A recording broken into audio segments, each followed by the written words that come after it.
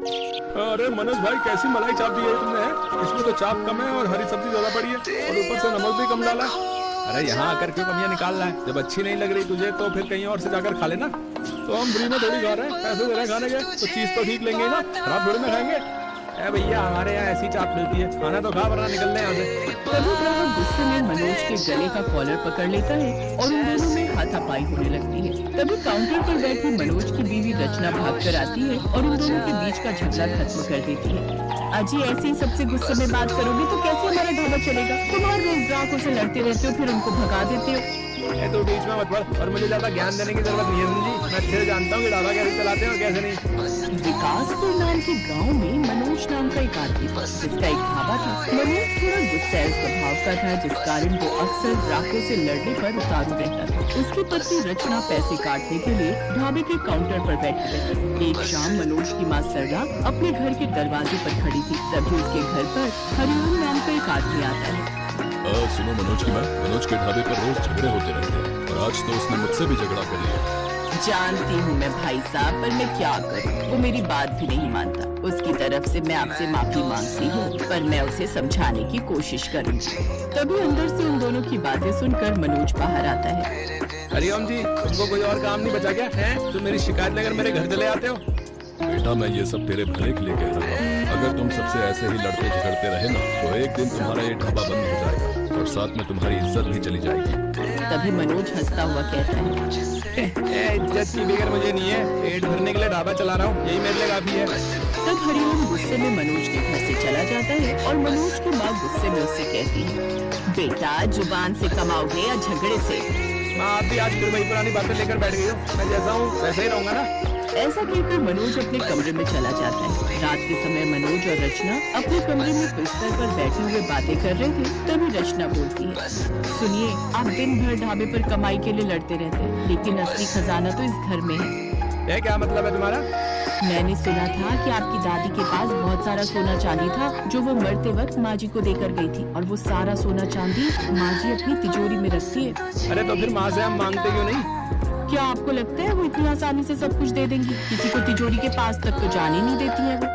ये बात सुनकर मनोज सोच में पड़ जाता है। फिर अगले दिन मनोज गुस्से में लाल होकर अपनी माँ के पास जाता है। माँ मुझे तिजोरी की चाबी दो। क्यों, क्या करेगा तिजोरी की चाबी लेकर? उसमें दादी का तुम्हें दिया हुआ खजाना रखा है, इससे मैं अपना पुराना कर्जा चुका सकता हूँ। नहीं, वो तिजोरी तुम्हारे लिए नहीं खुल सकती। अरे तो क्या मैं हमेशा गरीबी में मरता रहूंगा क्या? अगर मेहनत करोगे तो खुद का खजाना बना लोगे, दूसरे का खजाना लेकर क्या करोगे? आपको तो मेरी फिक्र ही नहीं है, बस खुद के लिए सब कुछ बचा कर रखा हुआ है। मनोज गुस्से में वहाँ से चला जाता है। उसकी माँ उसे गुस्से में देखती रहती है। फिर एक दिन दोपहर के समय जमींदार नारायण अपने 2 आदमियों के साथ मनोज के घर आता है और मनोज की माँ से कहता है, सुनो मनोज की माँ, मनोज ने अपना घर गिरवी रख दिया है और जल्दी से जल्दी अपने मकान को खाली कर दो। अब मैं और इंतजार नहीं करूँगा। तभी मनोज की माँ हैरानी से बोलती है, क्या मनोज ने घर गिरवी रख दिया? नहीं नहीं, ये नहीं हो सकता। अगर उसने अपना कर्ज नहीं चुकाया तो मैं मनोज को छोड़ूंगा नहीं। ऐसा बोलकर नारायण वहाँ से गुस्से में चला जाता है। तभी घबराकर मनोज की माँ अंदर से मनोज को बुलाती है। मनोज, ये क्या कर दिया तुमने? अपना घर गिरवी रख दिया। हाँ माँ, मुझे पैसों की जरूरत थी, इसीलिए मैंने अपने घर को गिरवी रख दिया। अब तो इस घर को बचाने का एक ही तरीका है, मुझे तिजोरी की चाबी दे दो। माँ गहरी सांस लेती है और तिजोरी खोलने के लिए अपने कमरे में चली जाती है। जैसे ही माँ तिजोरी खोलती है, मनोज और रचना बड़े ही ध्यान से तिजोरी की तरफ देखते हैं, लेकिन अंदर तो सिर्फ पुराने कागजात रखे होते हैं। और मनोज हैरान होकर बोलता है, माँ ये क्या मजाक है? इसके अंदर तो सिर्फ पुराने कागज हैं। यही तुम्हारी दादी का खजाना है बेटा।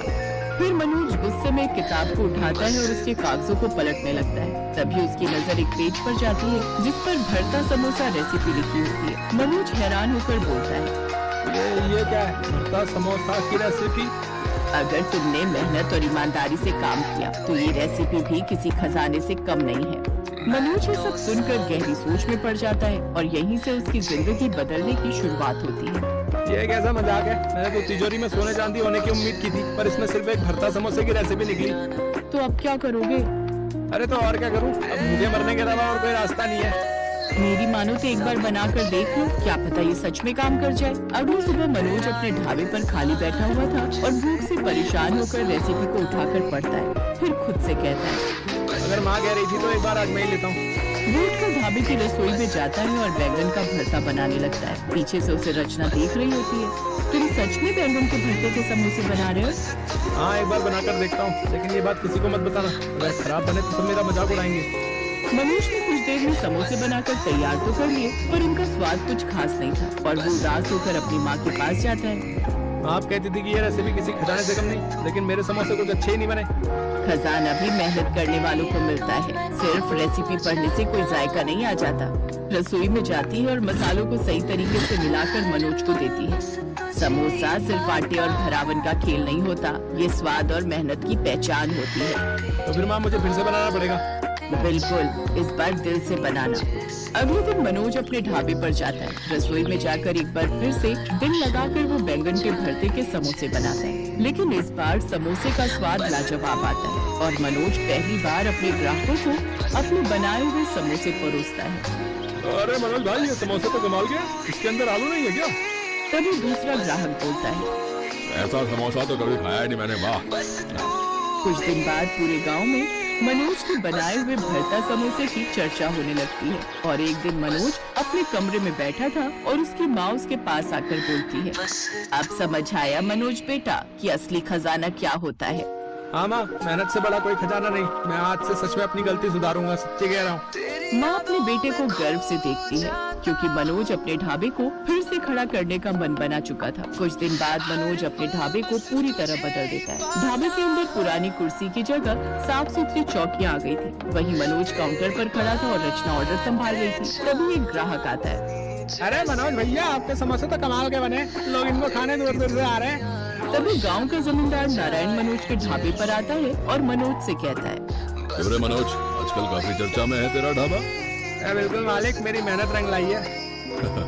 चल इसी बात पर एक समोसा मुझे भी खिला दे। नारायण समोसे का एक निवाला जैसे ही मुंह में देता है। मैंने तो आज तक ऐसा समोसा पहले कभी नहीं खाया। अब आप फिक्र मत कीजिए, जल्दी ही आपका कर्ज चुका दूंगा।